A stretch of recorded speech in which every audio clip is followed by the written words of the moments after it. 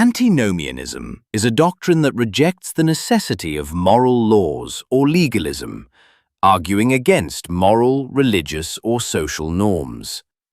The term comes from the Greek words anti, against, and nomos, law. Theologically, it is the belief that there are no moral laws that God expects Christians to obey, as salvation is achieved through faith alone, not by adherence to the law. In essence, antinomians believe that under the gospel dispensation of grace, the moral law is of no use or obligation. So like a curious traveler on a quest, we embark upon a journey of information. Stay with us for a ride into knowledge.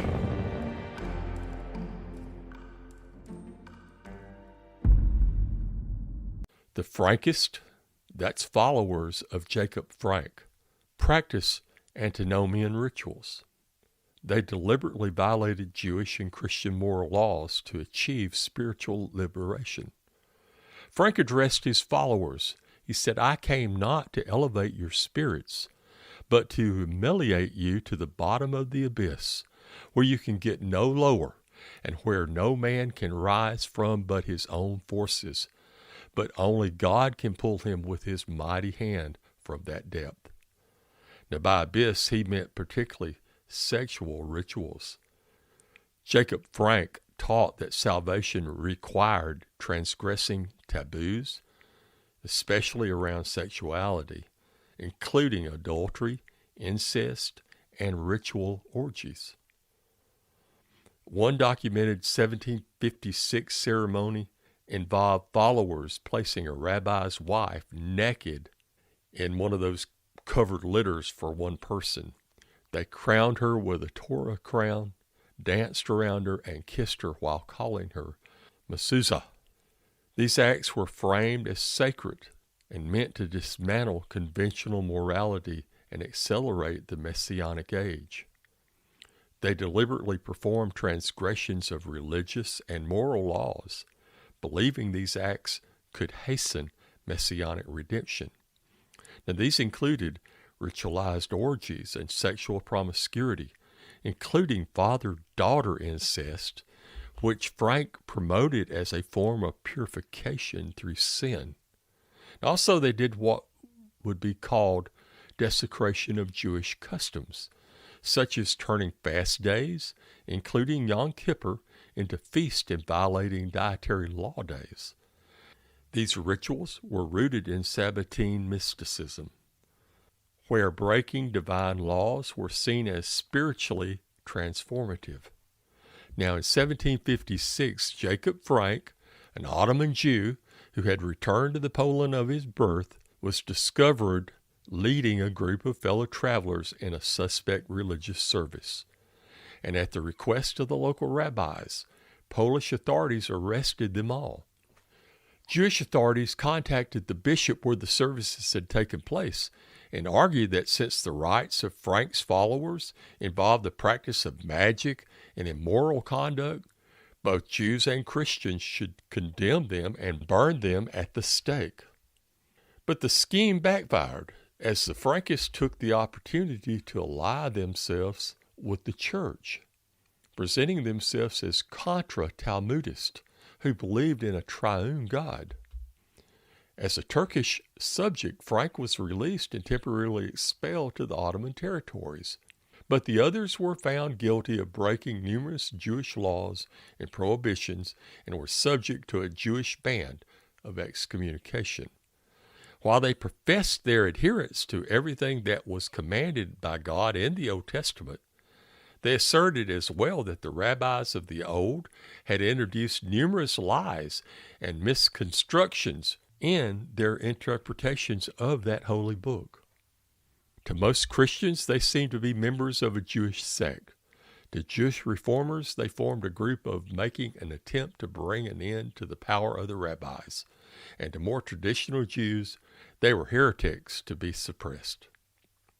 What is undeniable is that by the late 18th century, The Frankists numbered in the tens of thousands and had a significant political and had ideological influences on non-Jewish communities throughout Europe. Jacob Frank and his followers fought fiercely with mainstream Jewish authorities, who saw Frank's movement as heretical and dangerous. Frank claimed to be a Jewish Messiah, but promoted violating Jewish law and rituals, as we said, including sexual orgies, and viewing these as necessary for that messianic redemption. And Jewish leaders condemned Frank, excommunicating him and his followers from complete Jewish life. During this debate, the Frankists, possibly manipulated by Polish clergy, publicly accused Jews of needing Christian blood for rituals, that's that blood libel thing, to gain favor with the church, further escalating the conflict. The harsh bans from Jewish authorities led many Frankists to seek refuge and acceptance by converting to Catholicism, often as a strategic move to escape persecution and continue their beliefs.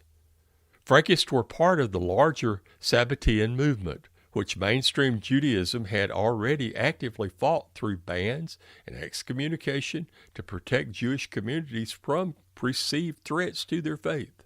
In essence, the conflict was an eternal Jewish struggle that spilled into the public sphere, pitting a radical messianic movement against a traditional rabbinic leadership. Now, the 18th century heretical movement led to Jacob Frank still cast a strange spell. Frank was born in 1726 in a Polish, now Ukrainian province, where his father evidently had connections to Sabbateans. Jews who believed that even through Sabbatee Zevi had publicly converted to Islam in 1666 and died a decade later, he had still somehow been their Messiah. Sabbateanism also involved a variety of secret transgressive practices, and some of them upended sacred rituals, like transforming a fast into a feast day, and others included violation of sexual prohibitions. The Frank's family moved not long after his birth to the Ottoman Empire, and he grew up in Sabbatean circles, where many had followed him by converting to a version of Islam. Now, in 1755, Frank returned to Poland and connected with local Sabbatean groups. Sometime later, Jacob Frank converted to Christianity, primarily for protection and political advantage, not religious conviction. And after facing persecution from Jewish authorities in Poland, Frank and his followers sought refuge with the Catholic Church. Now, although the exact number of these converts is unknown, it appears to have been a few thousand, which would have made it the most spectacular instance of mass conversion in Eastern Europe. Now, unsurprisingly, the Frankists immediately arose suspicion within the Polish church that they were not sincere converts. An investigation resulted in allegations that Frank claimed to be the Messiah, which was most likely a false claim. But he was imprisoned for 13 years, which was the site of the worship of the Black Madonna, a medieval painting of a dark-faced Madonna and child.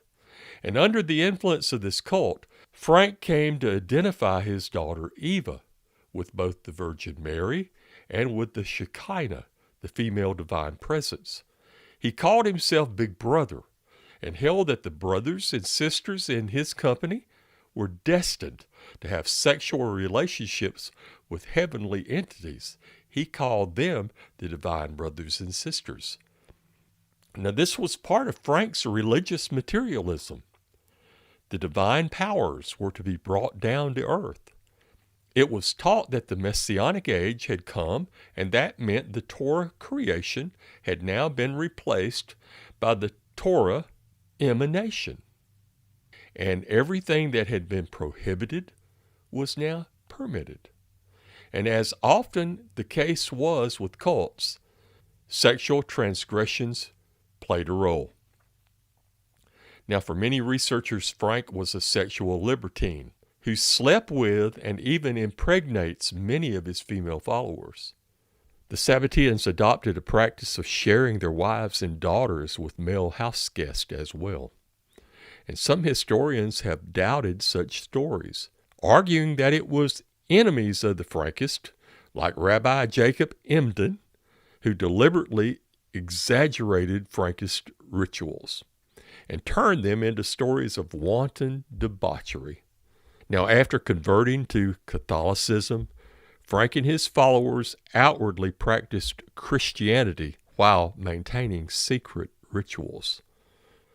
Frank died in 1791 and was succeeded by his daughter Eva. Eva Frank, as we said, was revered as the Virgin and the incarnation of the Shekinah, and she played a central role.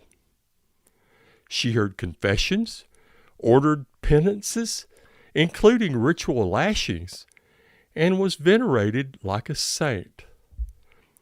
But after her death, the movement, such as it was, pretty much vanished. Or did it? Just more food for thought. Thanks for watching this and all our videos. Please like, share, and subscribe. And until we meet again, stay curious, fellow travelers, and have a great day.